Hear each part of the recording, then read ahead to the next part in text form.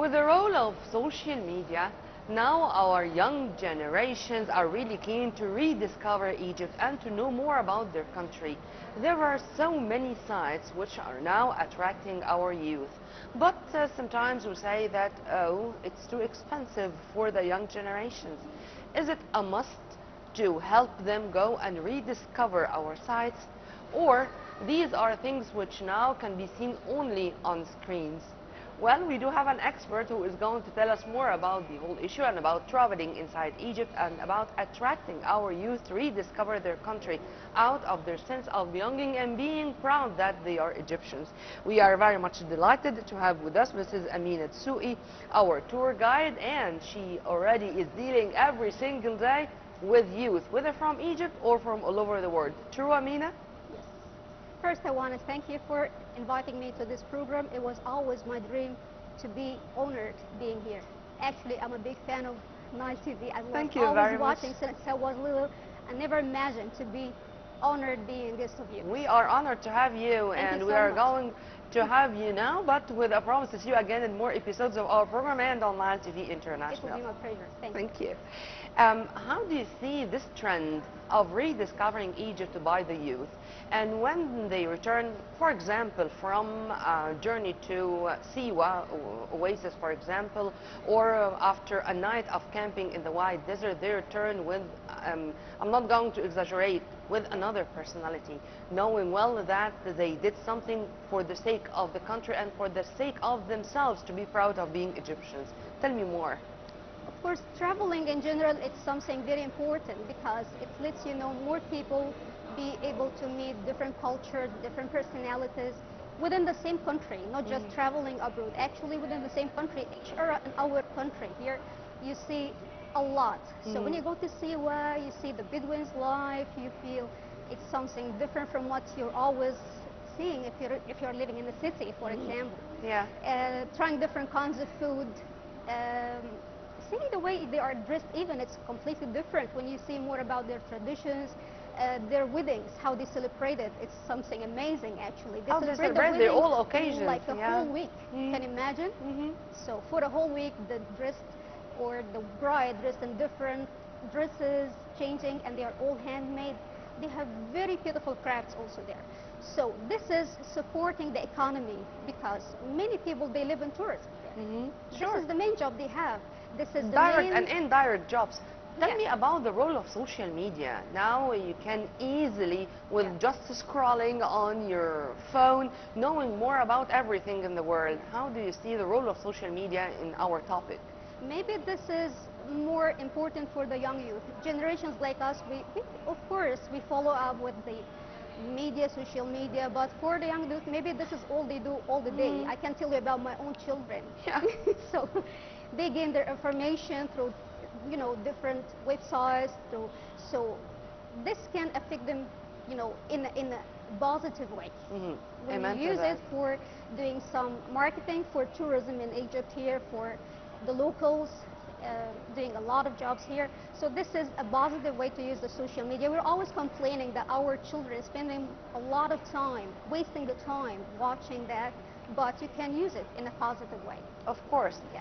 And let me know your vision regarding the state's strategy regarding local tourism in specific, because of course we do have a number of initiatives launched by the Ministry of Tourism and Antiquities for visitors from all over the globe to come and to visit Egypt. But what about local tourism? What do we need to attract more local tourists to let the younger generation rediscover Egypt our way? It's not part of our culture, traveling, actually, for the Egyptians. Very small minority, they do the traveling. So to encourage people, you need to give them some facilities. You need to give them more information, how to travel. The cost also, because some people, they cannot afford traveling. So you have some, to offer them some kind of economic tours that it doesn't cost them a lot. That it's not just for the young youth. Maybe the whole family can join, which is going to be great, just to have some nice time, to have a break. This is what you need. You know when you are working so hardly every day, this is not good. Let me be your client. I am going to ask you where to go for a one-day trip inside Egypt. Give me examples or varieties. it's up to you, but it depends what time of the year. So now it's summertime. I'm not gonna advise you to go to the clouds. It's hot. This is something you can do in a day, by the way.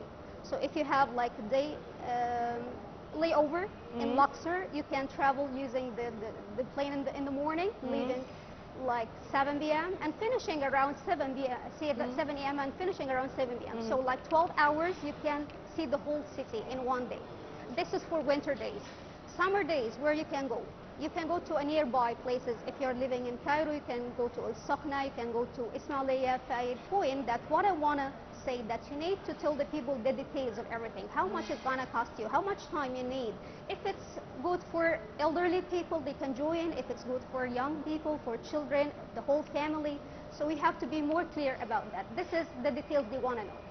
Do you think that we need to promote places like El Fayoum, for example, because not so many people think that they can enjoy really themselves in El Fayoum and around Lake Karun, and to make sure that, for example, also because I'm a little bit biased when it comes to the Delta, San al-Hagar is the Luxor of the Delta, so to go there and to rediscover a place like that, do you think that we need to do more to promote?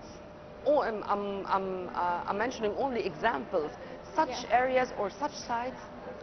I agree with you. Actually, we have been unfair to some places, actually, like Fayoum. Fayoum is amazing. You know, you can do a lot of activities there. They have Lake Karun. You can do the sand surfing as well in Fayoum. You can have a safari tour. And it's not far from Cairo. It's just 90 kilometers away from here. So it doesn't cost you a lot. You can have a lot of fun. And again, this is good for the whole family, a whole family trip. How do you see the role of the education institutions in our topic? Because all of us remember the good old days when we have a journey with our school to visit specific places. Maybe for so many people, this day was the only day where I went to this certain place. How do you see the idea of having more journeys and to make our students that much attached to our touristic sites? Actually, I was so lucky to have tours with little kids, with elementary school, even younger ones, and I was so proud of them because I see that they have a lot of information about the places they visit. We were not lucky when we used to be at the same age, actually. So for us, trip to the pyramids, it was somewhere you can have fun, you can ride a camel, that's it. But for the young children, I was so proud of them. They knew a lot of information about it. They are well prepared for the trip. Yeah. So it's amazing. And also, how do you see the role of the private sector? Because with integration between the public and private sector, I think we can achieve a lot of success. They need to work together, actually. So I cannot blame the public sector for everything. They have to work together. Now, actually, with the policy of the government, they are trying to give the private sector, you know, much space to work. And in the tourism field, especially, that happened recently with the area of Giza Pyramid. So you can see the whole area now it's operated by private company, trying to have a more organized. After years and years of being, you know, not actually reflecting the value of the pyramids. It should be now the Giza Plateau is totally so different. This is an example that happened recently, a few months ago, started in last April. Yeah. I would seize the opportunity to ask you a final question about the Grand Egyptian Museum and how it's going to change the tourism map or the cultural tourism map in Egypt. Actually, I'm so proud of the new Egyptian Museum, the gem as we call it. It's really a gem. We should be all proud of it because it's not just a museum as the image we had in our minds about old ones. It's a whole organization, you can call it, because we have inside of this one the biggest restoration center in the Middle East. It was opened even before the opening of the museum itself. They opened recently a museum for children. And it's amazing because it doesn't just give the information about the ancient history. You know, for certain ages, when you're talking about ages like 5 or 6 years old, they won't understand it. When you put it in a book, when you say the information just like this, they need to feel it. So there, you can tell them that we have some of the monuments made out of clay, and they can touch the clay. This is made out of stone. They can touch it, and they can make their own statues using their hands. So this will be always in their mind. They will keep it. And only then we can be proud of being the grandchildren of our great ancestors. And before I go, thank you for mentioning the Restoration Center because it's totally run by Egyptians, and this is another source of pride.